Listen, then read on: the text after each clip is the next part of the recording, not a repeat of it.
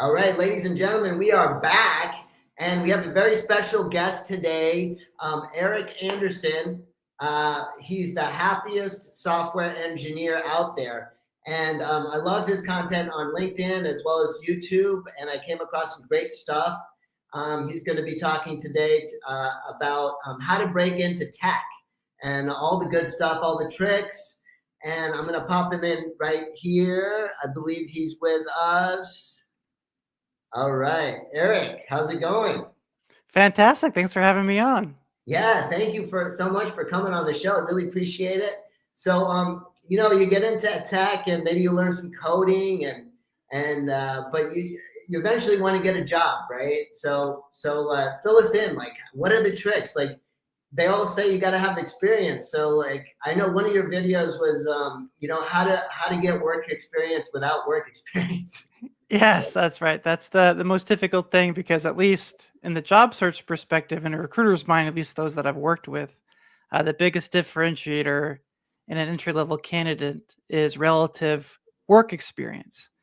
And early on in your career, when you have none, it's easy for you to just focus on what you do have control over, and that is your personal projects or maybe studying data structures and algorithms. But there's another option that I would encourage my the mentees that I work with to pursue, which is all about finding alternative ways to get yourself experience instead of waiting for some corporate benevolent overlord to gift you what that work experience. Right, right. I know. There's so many different ways, and yeah, I'd love to hear what you have to say. One person said, "Hey, just get a job at Wix, like just in customer service." Oh, sure. Yeah. I mean, there are more than one ways to get into tech, and that's the common difficulty is most people I work with are coming from non-traditional backgrounds, other careers, and they don't know what they don't know. So they study software engineering and then just Google software engineering jobs, go to Indeed and look for software engineering jobs, and everybody's looking for the same software engineering jobs. So to touch point a little bit on what you just said, there are other ways: a help desk, IT support, QA. These are other roles, and I got a whole list that I talk about on LinkedIn that you can target those first. There'll be less competition. There's high demand for them. An alternate approach as well is to work with your local network, either through volunteer work or maybe a family friend or family member that you have that owns a small business and doing contract work for them. Now, you may not get paid a lot, or you may not get paid at all, but you're not getting paid to work on a personal portfolio project. So you're not necessarily losing anything by building something for somebody else, but you gain the added credibility. Right, right.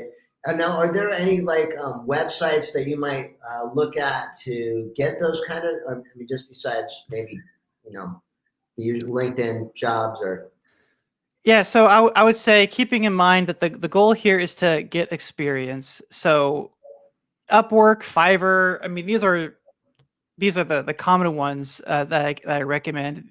You're not going to get paid a lot at all. In order to kind of get your foot in the door, you're going to be having to undercut the competition to put work out there. But at least you'll be able to get experience developing solutions for a real life client and having to maybe understand a legacy code base that you're inheriting from them. And these are all things that recruiters are looking for is real practical experience. right. Besides that approach, some other websites that I recommend are like Code for America, Donate Code, or ragtag.org. These are volunteer based organizations that typically have some sort of team lead, technical leadership that is looking for volunteers. So they are wrangling everybody together to try and do some work for a nonprofit. Oh So wow. once again, not getting paid there, but you get experience working on a team now. At least in the software development world, that's half the battle Right. is understanding how to understand other people's code and be able to work effectively together. So anyway, volunteer work and kind of that low paying contract work that you can do on the side. I'm not saying 20 hours a week or even 40 hours a week. But these are all things that you can do in your free time on the weekends or in the evenings where you would have worked on a portfolio project. you now work on this, so you can put it as a line item under your work experience. Right. And that's another thing is like just collaborating with others. That's another kind of skill too, right? Like, Yeah, so there's a third option there, actually. And you mentioned that video specifically, but you can go to different meetups that are not technology based, but are a startup or entrepreneurial focused. You'll meet tons of business owners or budding business owners who have all of these great ideas, but don't necessarily have the technical foundation to execute on any of them. So you partner with these business partners. Maybe you only get paid in equity, but once again, you just put a few hours a week into this while they handle, creating the LLC and formalizing the business documents and all that. Now, all of a sudden, you're a founding engineer on a small startup, and it's work experience, right? That you can put on your resume, even if it's not your typical 9 to 5. right. And how do you connect with those? Is there a website or a place to go? So meetup.com is the primary one that I recommend. There are others, but that's the one top of mind right now. You can just do a search for startup or entrepreneur, and there'll be all sorts of events in that space that you can connect and be a part of. And in general, in addition to that, I would also recommend just joining the meetup groups for the local developer groups relative to your technology stack in your area too. Because oftentimes hiring managers or recruiters may attend there, or you connect with other software developers in your local market who would be probably, obviously more experienced than you and maybe more plugged into opportunities in your local market. Wow, those are some really great pointers. I mean, some people might not think of that, and it's great to learn all these little tricks.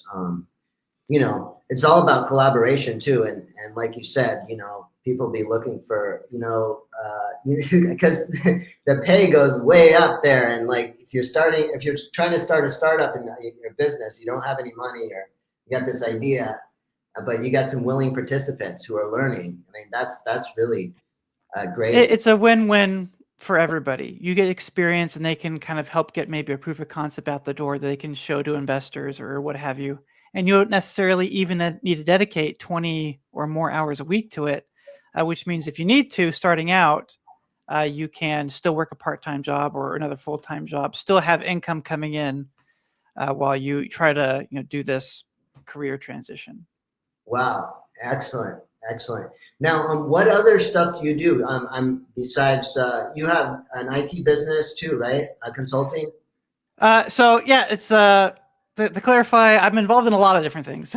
But primarily, I work for a software development firm, I work for a restaurant company inside of their IT division. Yum Brands, they own KFC, Taco Bell, Pizza Hut, and the Habit Burger. So I work on their backend systems 9 to 5 there, and that is my full-time job. Oh, okay, cool. But in my free time, I have my own podcast helping junior developers from non-traditional backgrounds find that first job in tech, where we talk about topics like this, interview industry experts, other recently hired junior developers to give you kind of real-life practical experience. And then I'm also a co-organizer of the largest software developers meetup in the DFW area. So I am biased when I recommend meetups because I host one of them, and I hope you attend so we can develop that network and support each other. Oh yeah, absolutely. I mean, that's great. That's what I developed this show, is like to try to bring more attention to software developers, and I think that's what your show is about too, because you're always come up with this cool, ways to connect and bring out in a fun way too, right? Yeah. I mean, it's hard. It's a hard industry right now to get into. In end of 2022, early 2023, we had some massive layoffs in big tech. They've continued to a smaller degree, but still at sizable numbers throughout the year, which meant that the average software developer breaking into tech that I work with can take 6 months, 9 months to get that first job. Many kind of give up and get disheartened. So that is why I want to jump in and kind of help where I can. Right. And you make it so exciting too. That's why I was drawn to you. I was like, oh. Thank you. I appreciate it. Hopefully. Your stuff is so quick and eye-catching. I like to do an hour show, but that's kind of my style. But it's more slow and everybody talks. But your stuff is like right to the point. And I love it. Yeah, it's all based off of my own. I've never been officially diagnosed with ADHD, but I know personally, like if I see a YouTube video and it's over like even 10 minutes, like, okay, well, I guess I will never watch that one. Or if it Right, is, I'm gonna watch it on 2x speed and just right, kind of gotta get the content and move on. Yes, right. there's just life you gotta get back to. No, no, I know. I totally get it. So yeah, thank you so much for coming on with us, and tell everybody how they can connect with you. Yeah, so I am most active on LinkedIn. So Erik B. Anderson, world's happiest software engineer. That's the funny little tagline I have for myself. And then the YouTube channel is just Junior Jobs Podcast, 3 words. Those are the primary social media platforms I'm the most active on. Okay, cool. Thank you so much, Erik, for taking the time out too. You're so busy and everything. I know you love this, but I'm very appreciative, and I think everybody else will be when they see this. No, happy to be here and do anything we can to kind of surface strategies to help new folks break into tech. All right, thanks, Erik. We'll catch up. Hopefully, we'll invite you on next time too. Okay, sounds great. Thank you. All right, thanks a lot. Bye. Bye.